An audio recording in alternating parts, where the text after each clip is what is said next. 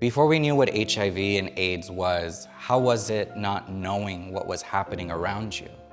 It was scary because it was something that we heard perhaps only white people had. We didn't know where it came from. We just knew that people were getting sick. And I remember riding on a city bus once and anybody just sort of sneezed, and the whole bus went into a complete panic. And as time progressed even more, even before it had a name to it.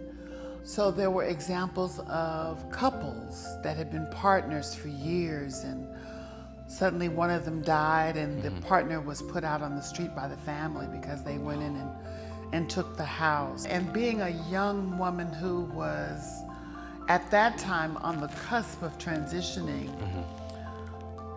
for a trans woman to use condoms was bizarre. Oh my God, that was just something that we did not do. I mean, no one did that. No one used condoms. It was almost an insult.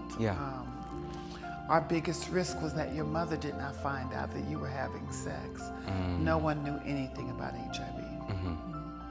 Thank you. That must have been, very frightening and very difficult to be surrounded by this dissonance that you're experiencing. You're just living life, and then all of a sudden, like you mentioned, people just start disappearing. And I can only imagine how difficult that must have been and how that must have felt.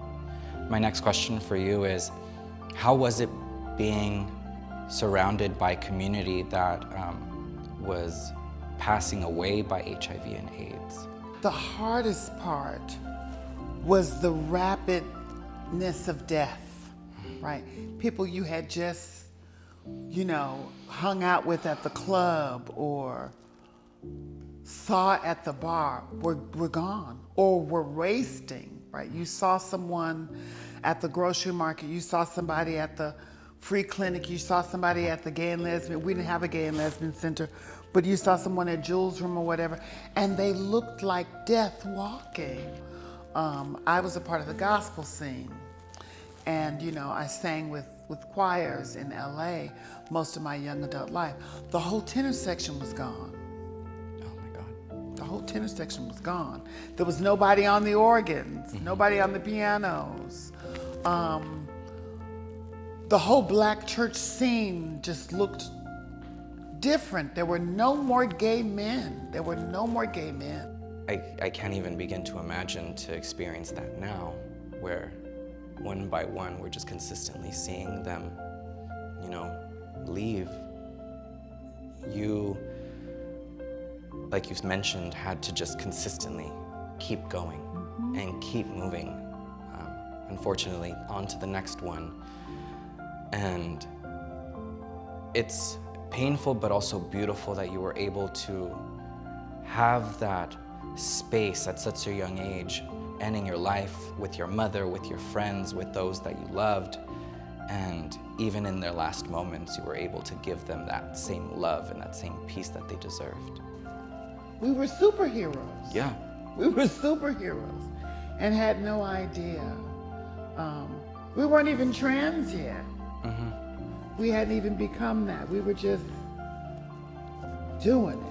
Yeah. And then there were the trans women that died, and nobody would claim their bodies. The trans women were the hardest because the families would take their bodies, and we would have to pay ransom to the families, because if not, the families would bury the trans women in suit and ties and use their dead names and paint mustaches on their faces. And so we would raise money. The girls had a support group, Miss Tina Stevens, on the south side of town. Thank you for, fighting for them even when they were gone. They meant so much to you and to everyone, and taking initiative and taking charge and saying, no, this is what's right. That's beautiful. Thank you. What advice do you have for the LGBTQIA two-spirited community in this day and age in regards to awareness and prevention for HIV and AIDS? Well, number one is keep being queer. It's your fuel, it's your Don't ever tone down the queer. Yes. Put another scoop of the queer in. Queer up your professionalism, queer up your activism, queer up your leadership. Live in it, breathe in it. We've always been the leaders of style, of grace, of taste, of culture, of beauty, of dynamic rhythm. Well, bring all of those things to your activism. You know, don't be no poop butt leader. Be a leader of excellence, right? Get the degree that you need it if that is your path. Yes. But never ever leave out the queer.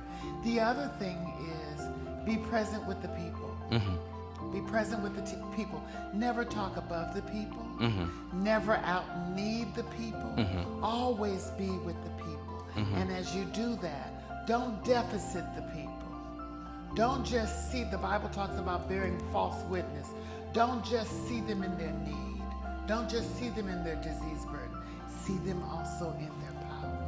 I love that. See them in their power. Seeing them as their whole, not just defining, but seeing the bigger picture. I highly agree with that. Thank you so much. Thank you so much. This has been such an amazing experience for me. I am blessed to be in your presence, and I wish you nothing but the best, beautiful energies. Thank you so and much. To everyone that has been watching today, please remember to add an extra scoop of queerness. Please, please, please, please.